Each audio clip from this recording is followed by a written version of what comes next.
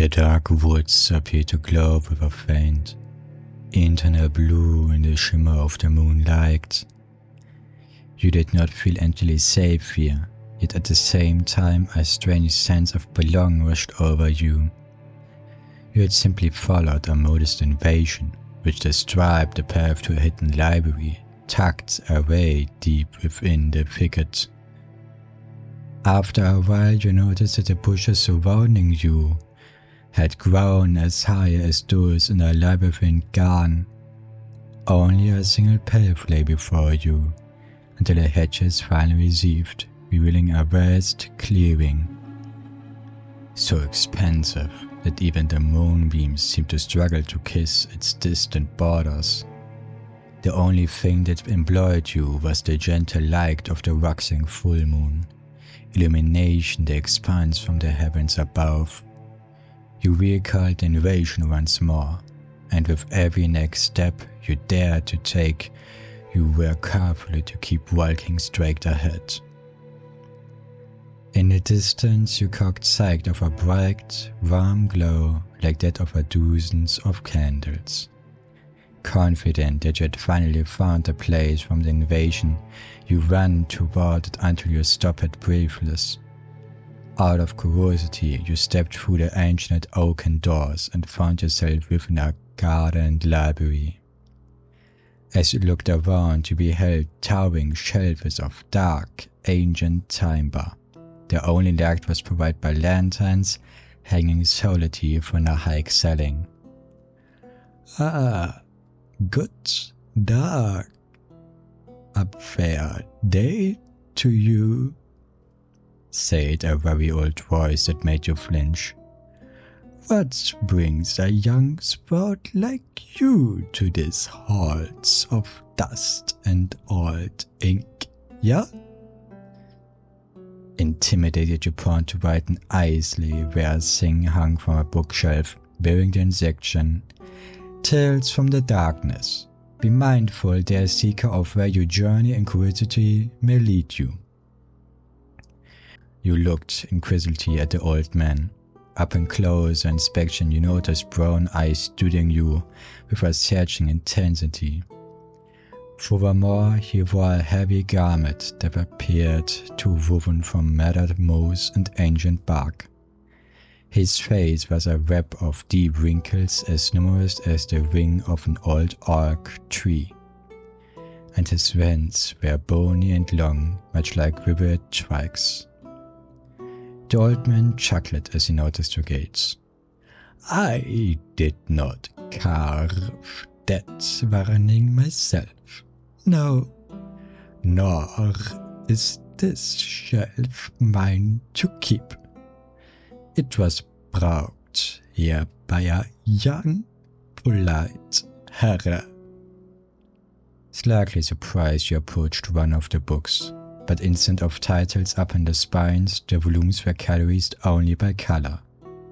The section marked W was filled with purple books, while the L section contained a mixture of light blue, almost misty-looking volumes, and again deep reddish purple ones.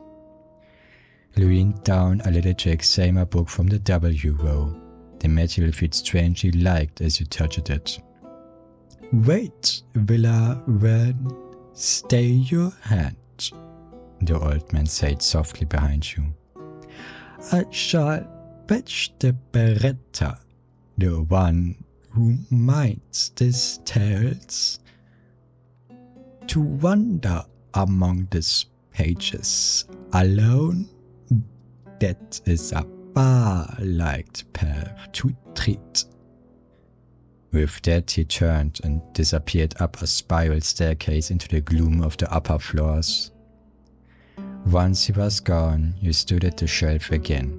You walked along the row, noticing that each letter held books of different materials and hues. In the S row were many yellow, white, and blue colors that reminded you of the firmament.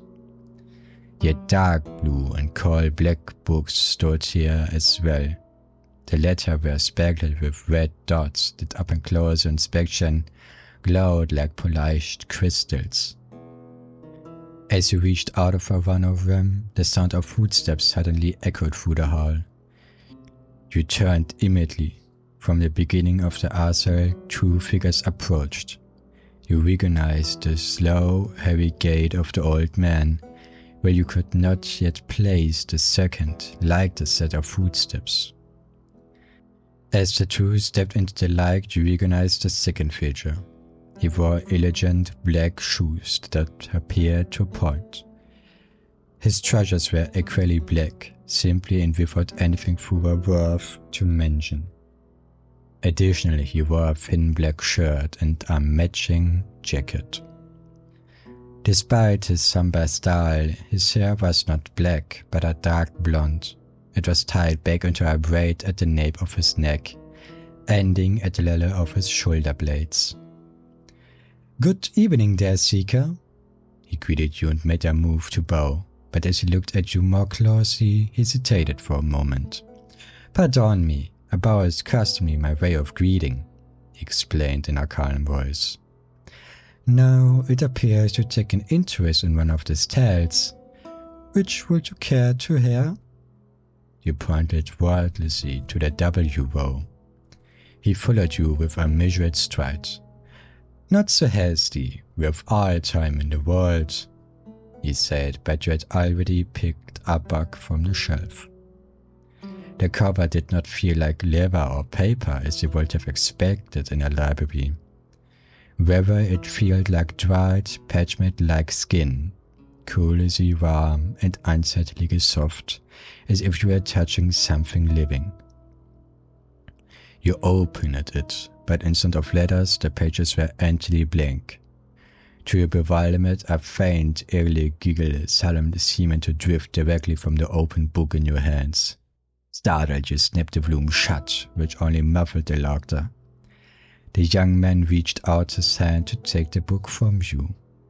Guiltily, you handed it over, and the moment his fingers touched the cover, the laughter vanished instantly. You noticed he wore black fingerless gloves, seemingly hand-stitched. As he opened the book again, letters materialized up in the cover as if by magic.